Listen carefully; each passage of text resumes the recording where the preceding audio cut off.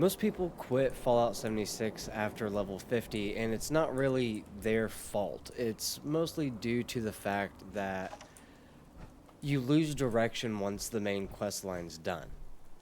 And if you ever felt directionless in any point of an MMO, you'll completely understand what I mean when I say that it's difficult to find a goal when it's not part of the storyline or if it's something that is self-made.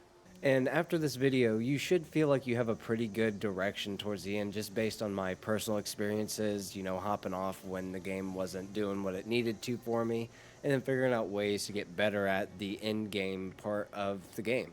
Once you've completed the main quest line and you defeated the Scorched Beast Queen, there's really no direction beyond that. And when I mean that there's no direction, there's no, hey, we're going to go ahead and do this next, you should complete this, you should do that. You're kind of just done and dead in the water because there's no more pushing. You just kind of have to set your own goals and do what you need.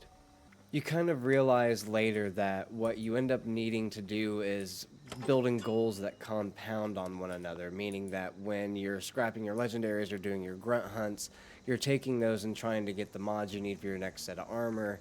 The thing that you need to accomplish becomes part of the next goal as well. It's not just a right here and now.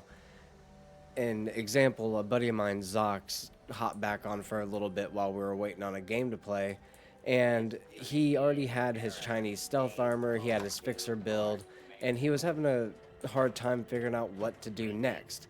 And that's not like it's something that's his fault, it's just he didn't understand about the raids because they were new. He didn't understand, the getting mass amounts of resources in order to craft and build things.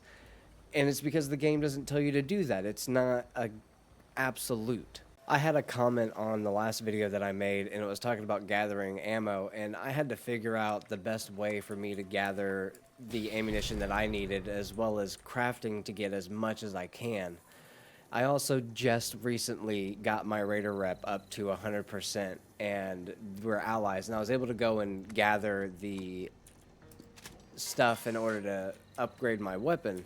So now I have like the gunner sights, and I got the tri-barrel, and that was something that took a long time to do. And I think it's under social. But it's like that took so long to get to ally, and then I still have to get the settlers because there's traders and stuff that I want to get. In the end game, you typically try to find ways to get what you need. And it's really hard to learn the crafting recipes, mostly because it's just a small chance. Another thing is trying to find exactly what you can do. Trying to find enclave events and stuff. Then there's stuff like free range to get your crafting recipes, legendary items. And you compound these objectives with intentionally trying to get to that build or trying to learn that particular weapon. And I've gone online and bought some stuff because I didn't want to wait to learn to craft it. And that's what's really cool about the community as well.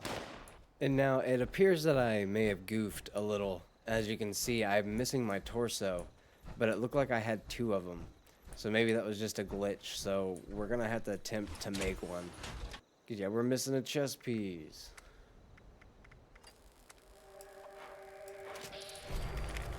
And cool, we got two of them.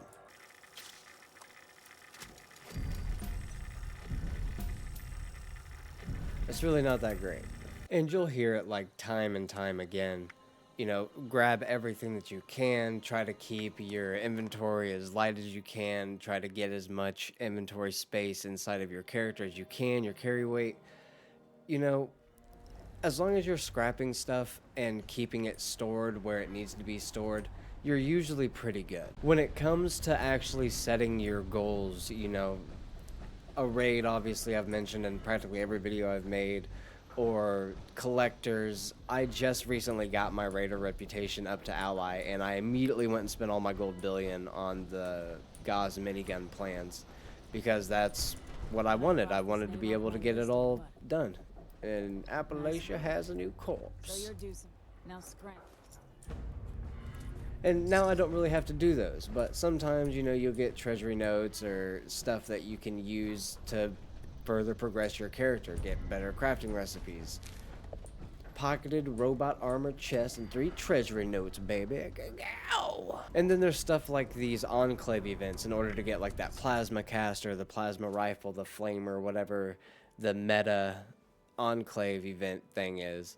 And you just, again, compound these. You do these whenever you're not really doing anything productive, and you make sure that you get what you need when you need it. And what's really nice is a lot of these you can do by yourself. And sometimes these take a long time. You get a little ahead of it, or it's not as difficult as you initially anticipated. But for that small chance at getting whatever I need, I'm willing to do it. And that's pretty much it. And I've found that some of the best ways to get legendaries now is by doing the grunt hunts and just running through them. And if you can get the head hunts, you know, it's not always easy to get one of the bounties, but sometimes you just have them in your inventory you don't even realize, and then you got a free public event to take care of. And I just had this in my inventory. People tend to want to set these off before you do. I tend to wait a little bit, and this is where I mentioned that like the public events and the multiplayer fit where it needs to fit. Other than that, I tend to play solo practically all the time. I don't really run with a buddy. Sometimes we'll just hang out in a Discord call, but for the most part, I'm running by myself. Always got to give the thing. They're not supposed to do that, but whatever. These do tend to get really loud.